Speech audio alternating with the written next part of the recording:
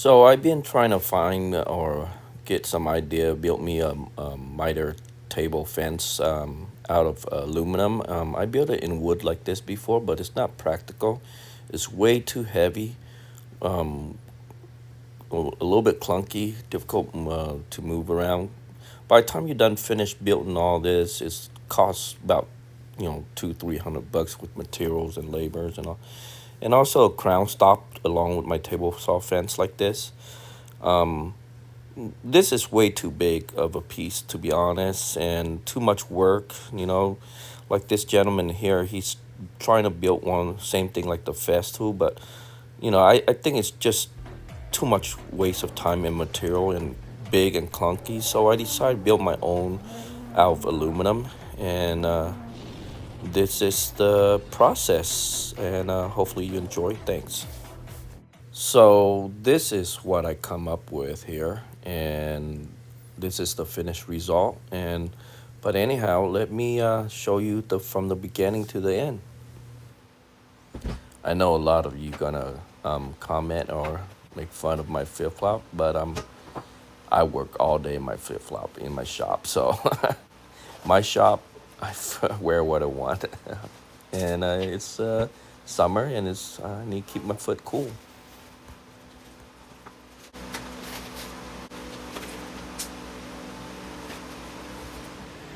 I've been trying to build a system for my miter saw that I can cut crowns and um and it's lightweight that I can you know out in the field work, and so I come up with this here. So the issue is these table wings here. These table wings, I used to build them out of wood, but they're too heavy, not practical, and wood expand and contract. I need something light, so I was going online looking for some type of aluminum to create this, and I found this guy right here, and he sell these. That's his website right there, and he sell these. And I was gonna make these myself, but the cost of the material for me to purchase this is almost the same or even more than just buying this itself.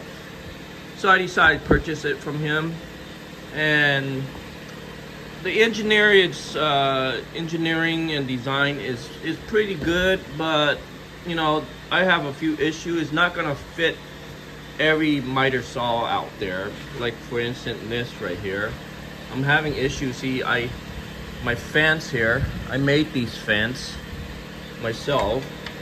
It's gonna bump into this. Same on this side right here.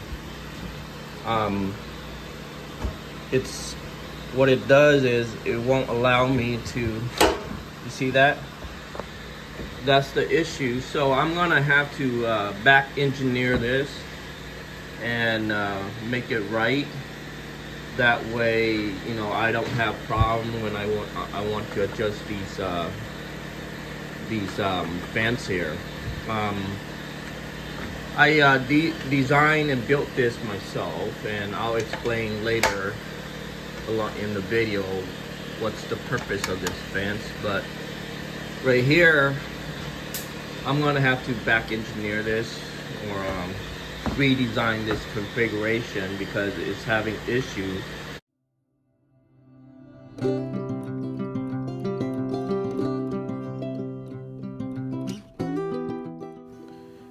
Here I'm measuring cut up for 48-inch aluminum L metal. So basically what this L metal is gonna act like a brace to push back the fence table. That way it would clear the fence that is rested on the miter saw itself. And the luckily actually the fence I purchased off Amazon, it have some T-slot on it, so it make it easier. Like right here, see those T-slot, so I can adjust the fence back and forth to whatever width I need in order to make it work on this modification here. See this? See this part? It's supposed to be two of these um, table, I guess you call it a fence table. It connect two of them together, make it longer, but it wouldn't clear my fence here, so I try to use this to extend, to push my fence out more. But even at that, it's, you know, it's not, doesn't seem, you know, stable enough. So that's why I modify it, and I add these L bracket in to push it out more, aluminum, and that's what I'm doing.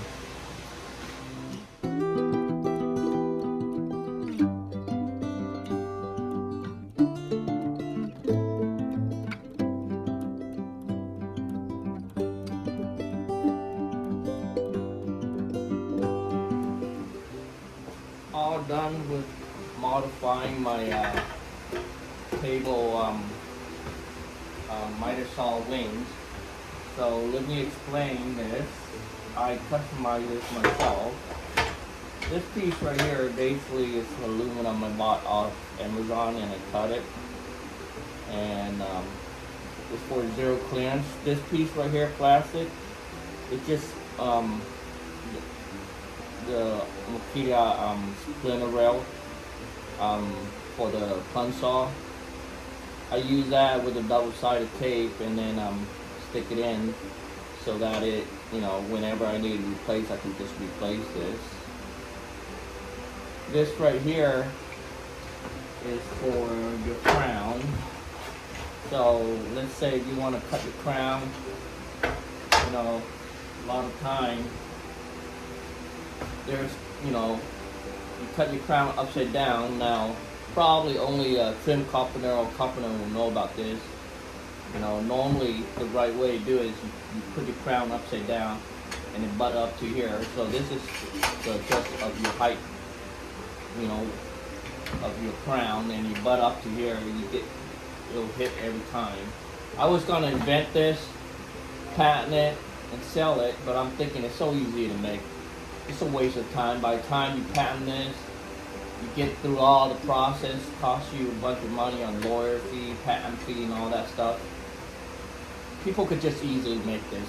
It's just, this is just basically the T track right here that I screwed onto the fence, and then these are just T tracks, and you know, that's pretty much it. And by the time I think about it, by the time I invent all this, patent it, and all that stuff, people already make it themselves by copying. You know, they could easily do it at home. Mostly, normal people won't use it, but guys in the trade, most of them can make this. So it's a waste of time inventing it and selling it. You know, this right here is just a phone holder, and I put this here. This is so open and close, so whenever I do my cuts and stuff like that, I have a notebook, and a lot of time I don't know where to put it. You put on here, next thing you get piled up, it get in your way and stuff. Now, you know, I designed it where it doesn't hit the saw itself. So my notebook, where I do all my marks, you know, mostly I do install cabinet. I do run the shoe molding or the crown, and I make all my measurement, and I just slap it on here, and that's it. I can adjust it wherever I want.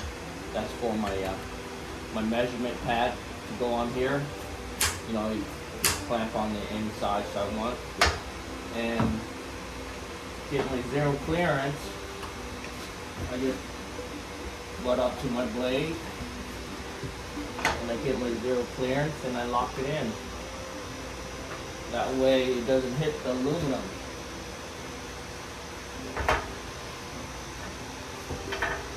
And that's how I get my zero clearance. In regard to the table saw, the miter saw table fence, the leg on it, I don't like these, as you can see, those yellow rolly adjustable height thing. I don't even know what to call them.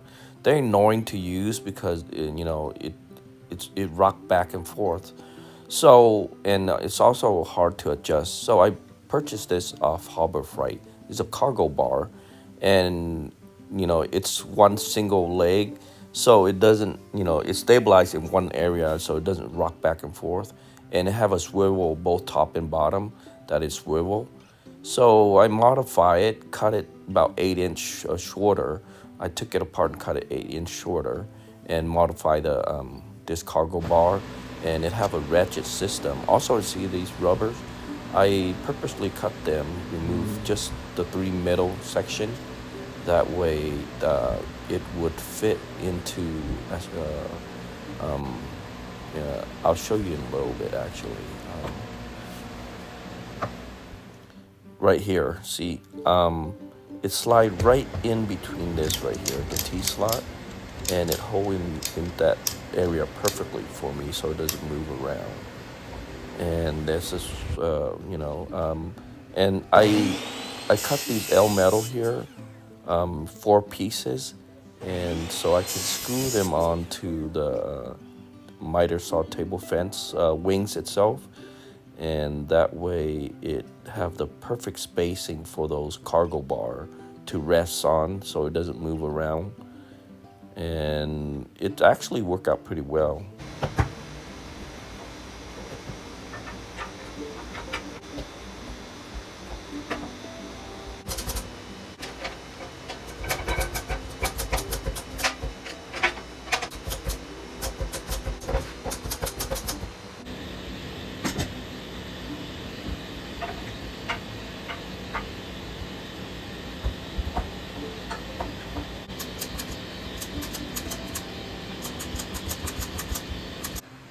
And this is the result.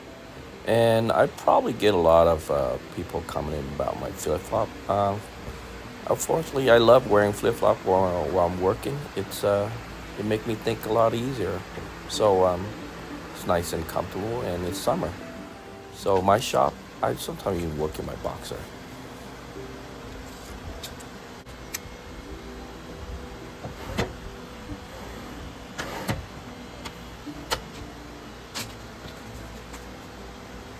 Anyhow, I'm new to this YouTube community. I hardly have any subscriber.